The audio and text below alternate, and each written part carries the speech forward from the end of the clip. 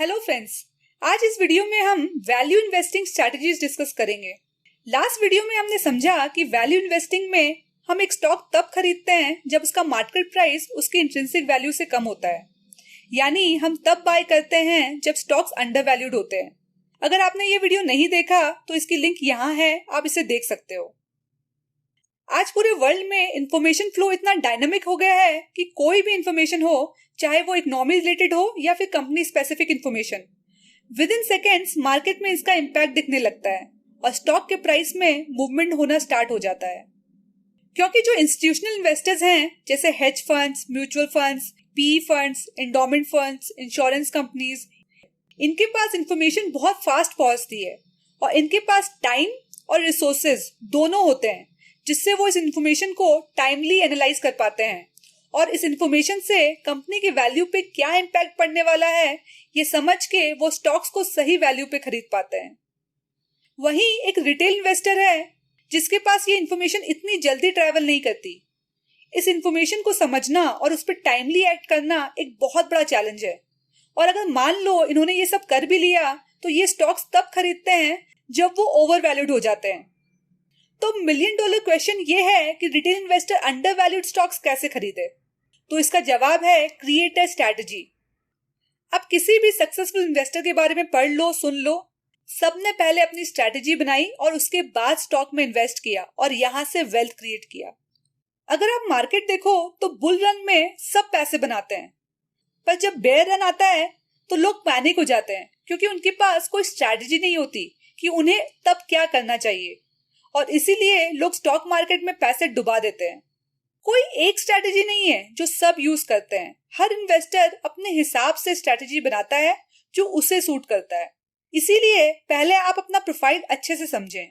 आपका क्या return expectation है, आप कितना रिस्क ले सकते हो, आपका टाइम होराइजन क्या है, आपको सेक्टर्स की कितनी नॉलेज है, आप किस तरह की कंपनीज में इन्वेस्ट करना चाहते हो। अगर आप ज्यादा रिस्क नहीं लेना चाहते तो आपको स्मॉल कैप कंपनीज में कम इन्वेस्ट करना चाहिए, क्योंकि इन कंपनीज में हाई ग्रोथ के चांसेस तो बहुत हैं, पर रिस्क भी उतना ही ज्यादा होता है। इसीलिए स्ट्रैटेजी बनाने से पहले ये सारी बातें समझना बहुत जरूरी है। तो आज इस वीडियो में हम एक स्ट्रैटेजी को समझेंगे जिससे हम अंडर वैल्यूड स्टॉक्स ढूंढ सकते हैं और उसमें इन्वेस्ट कर सकते हैं। पहले एक डिस्क्लेमर, ये स्ट्रैटेजी सिर्फ एजुकेशन पर्पस के लिए है, ताकि आपको एक फ्रेमवर्क मिले जिससे आप अपने लिए एक स्ट्रैटेजी बना सको और स्टॉक मार्केट में इन्वेस्टमेंट स्टार्ट कर सको। ये स्ट्रैटेजी है find under valued stocks in non hot sectors. अब ये नॉन हॉट सेक्टर्स क्या होते हैं? थॉमस फेल्प ने अपनी book 100 to 1 in the stock market में एक बात कही है, where there are no antelopes there are no lions, यानी जहां हिरन नहीं होती वहां शेर भी नहीं होते। स्टॉक मार्केट में भी ऐसा ही कुछ है। जो हॉट सेक्टर्स हैं, जो आज की इकोनॉमिक कंडीशंस में ग्रो कर रही हैं, जो मीडिया में हैं, जिनके बारे में हर कोई बात कर रहा है, वहां आपको क्राउड मिलेगा, यानी वहां हर कोई इन्वेस्ट कर रहा होगा, और जहां सब इन्वेस्ट कर रहे हैं वहां आपको स्टॉक्स ओवर वैल्यूड ही मिलेंगे। वहीं नॉन हॉट सेक्टर्स, यानी वो सेक्टर्स जो अभी डिक्लाइन कर रहे हैं या जिसकी ग्रोथ स्टैग्नेंट हो गई है, वो सेक्टर्स में आपको क्राउड नहीं मिलेगा।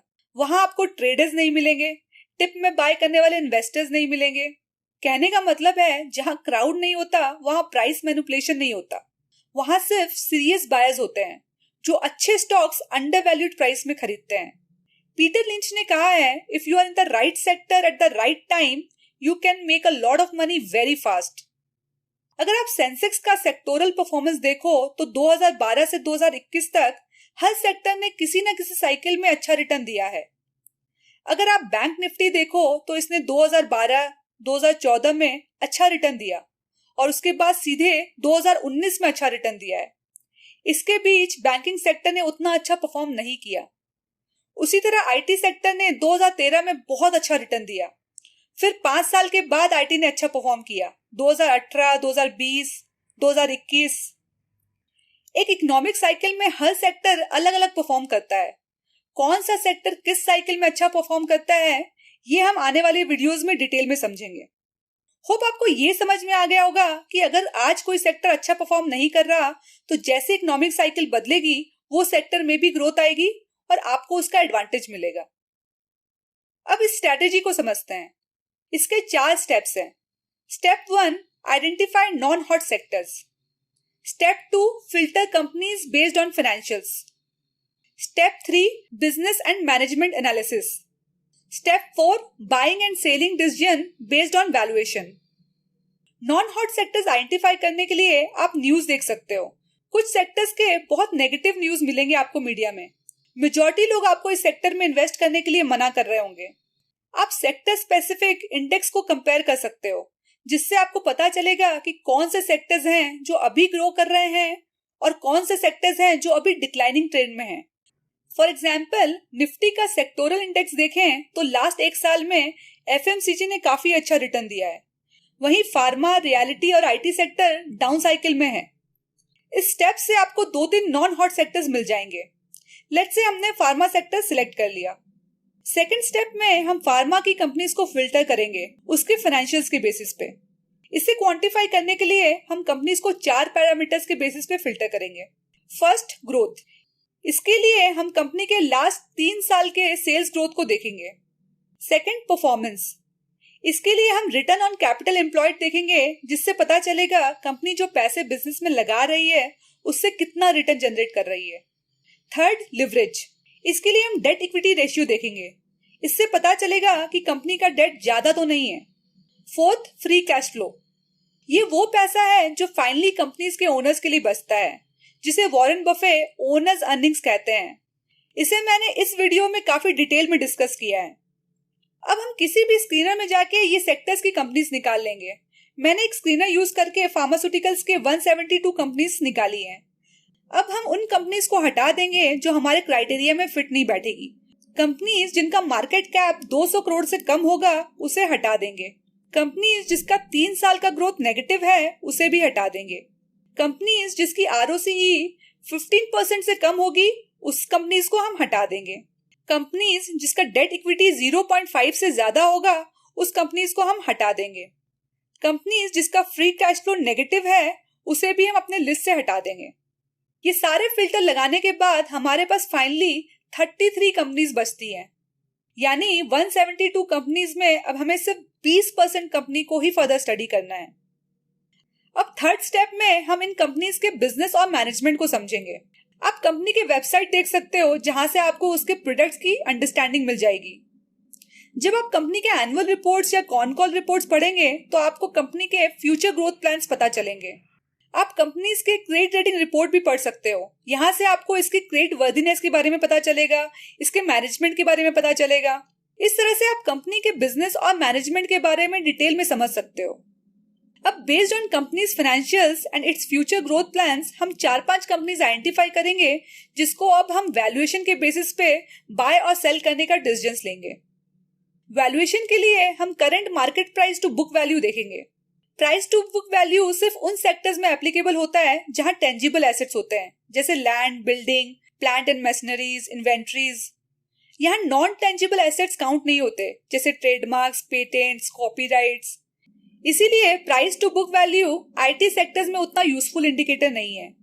तो आप जो भी सेक्टर एनालाइज करें, वैल्यूएशन मैट्रिक्स उसके हिसाब से यूज करें। प्राइस टू बुक वैल्यू एक रिलेटिव वैल्यूएशन मैट्रिक्स है, जहां हम कंपनी का वैल्यूएशन उसके पीयर्स या इंडस्ट्री के साथ कंपेयर करते हैं। इस स्ट्रेटेजी में हम कंपनी के वैल्यूएशन को उसके पीयर्स या इंडस्ट्री के साथ कंपेयर नहीं करेंगे, बल्कि उसके historical price to book value के साथ कंपेयर करेंगे। क्योंकि हम जिन कंपनीज को सिलेक्ट कर रहे हैं, इसका फाइनेंशियल परफॉर्मेंस अच्छा है और ये ग्रोइंग कंपनीज हैं, तो इसका वैल्यूएशन भी ग्रो होना चाहिए। वैल्यूएशन के बेसिस पे हम बाय या सेल करने का डिसीजन लेते हैं। Buy when company's current PVV is less than its median PVV, and sell when company's PVV reaches to its maximum PVV. इसे एग्जाम्पल से समझते हैं। इस लिस्ट में 33 कंपनीज हैं। हम सुवेन फार्मा का एग्जाम्पल लेते हैं। अगर इसका फाइनेंशियल्स देखें तो कंपनी का सेल्स ग्रोथ अच्छा है, ऑपरेटिंग प्रॉफिट मार्जिन भी हाई है, नेट प्रॉफिट भी ग्रो कर रहा है। अगर हम इसका वैल्यूएशन देखें तो लास्ट 3 इयर्स में कंपनी का lowest price to book value है 6, median price to book value है 9.8 और maximum price to book value है 12.7। अभी इसका करंट पीवी चल रहा है 8.4। आप देख सकते हो कि इसका करंट पीवीवी मीडियन पीवीवी से कम है, तो हम बोल सकते हैं कि कंपनी अभी अंडर वैल्यूड है। फ्रेंड्स, ये स्टॉक बाइंग रिकमेंडेशन बिल्कुल भी नहीं है, तो प्लीज आप बिना समझे किसी भी स्टॉक्स को ना खरीदें। अपना ड्यू डिलिजेंस करें और उसके बाद ही स्टॉक बाय या सेल करें। ये सिर्फ आपको समझाने के लिए है ताकि आपको एक फ्रेमवर्क मिले जिससे आप स्टॉक्स को फिल्टर कर सकें। अगर कंपनीज के फंडामेंटल्स बहुत स्ट्रांग हैं और वैल्यूएशंस भी अट्रैक्टिव हैं, तो आप उस स्टॉक को अपने पोर्टफोलियो में डेफिनेटली ऐड कर सकते हो। होप आपको इस वीडियो से कुछ सीखने मिला होगा। कमेंट करके जरूर बताइएगा और आप किस टॉपिक्स में वीडियो देखना चाहते हो ये भी कमेंट करके बताइएगा। वीडियो पसंद आया तो लाइक करिएगा और नहीं पसंद आया तो डिसलाइक करिएगा। आगे इस तरह के इन्वेस्टिंग रिलेटेड वीडियोस देखने के लिए मेरे चैनल को सब्सक्राइब जरूर करें और अपने फैमिली एंड फ्रेंड्स के साथ शेयर करें। Thank you for your time. See you in next video. Take care.